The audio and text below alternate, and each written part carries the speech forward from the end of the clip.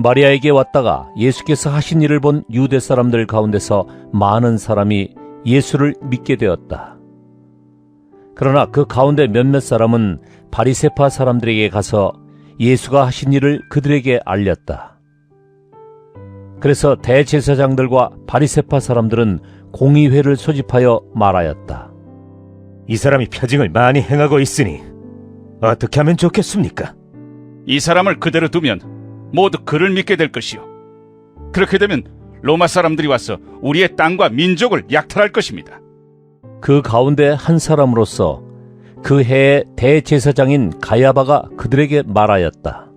당신들은 아무것도 모르고 한 사람이 백성을 위하여 죽어서 민족 전체가 망하지 않는 것이 당신들에게 유익하다는 것을 생각하지 못하고 있소. 이 말은 가야바가 자기 생각으로 한 것이 아니라 그 해의 대제사장으로서 예수가 민족을 위하여 죽으실 것을 예언한 것이니 민족을 위할 뿐만 아니라 흩어져 있는 하나님의 자녀를 한데 모아서 하나가 되게 하기 위하여 죽으실 것을 예언한 것이다. 그들은 그날로부터 예수를 죽이려고 모의하였다. 그래서 예수께서는 유대 사람들 가운데로 더 이상 드러나게 다니지 아니하시고 거기에서 떠나 광야에서 가까운 지방 에브라임이라는 마을로 가서 제자들과 함께 지내셨다.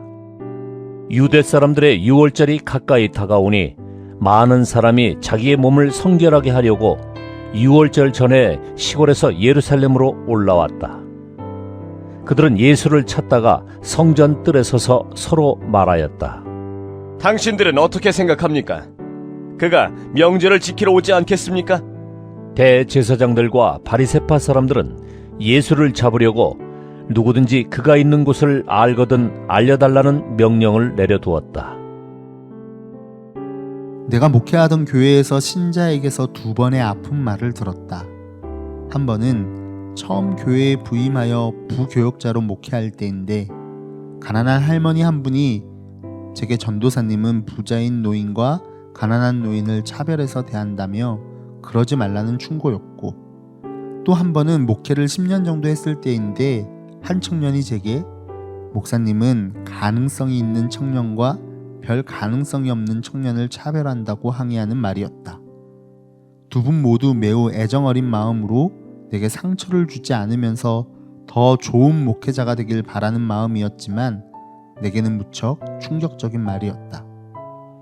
내 나름으로는 가난하고 상처 입은 신자들에게 더 깊은 마음의 손길로 대하고 있다고 생각하고 있었기 때문에 아픔이 더욱 컸다. 그러나 나는 은연중에 교회에서 중심 역할을 하는 인물과 교회의 헌신과 봉사가 많은 신자들을 그렇지 못한 신자들에 비해서 더 많이 신경 쓰고 마음을 써서 대하고 있었던 것이다.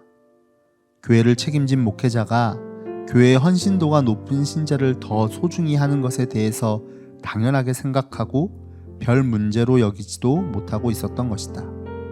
머리로는 너희 중에 가장 작은 자를 주님 대하듯 해야 한다고 하면서도 몸은 조직과 일의 효율성을 따라 무의식적으로 움직인 것이다. 가끔 교회에서 소외된 신자들을 찾아가고 위로하며 기도하면서 그래도 이 정도면 괜찮은 것 아닌가 하고 스스로를 위로했다.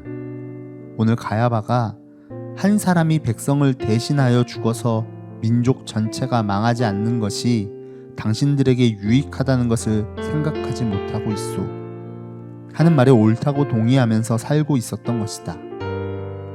교회에 별 공헌도 못하고 희망도 보이지 않는 청년들의 눈을 쳐다보면서 그들의 작은 목소리와 마음의 하소연에 귀 기울이며 한 사람의 전체 인생을 봤어야 하는데 그들을 만나는 것을 사소한 일로 여기고 마주 앉아서 마음을 열도록 시간을 충분히 내지 못했던 것이다. 나는 사람의 영혼을 대면하는 것이 아니라 교회의 일을 하고 있었던 것이다. 주님, 제가 대면하고 있는 사람의 영혼을 보게 하여 주십시오. 우리 주 예수 그리스도의 이름으로 기도합니다. 아멘.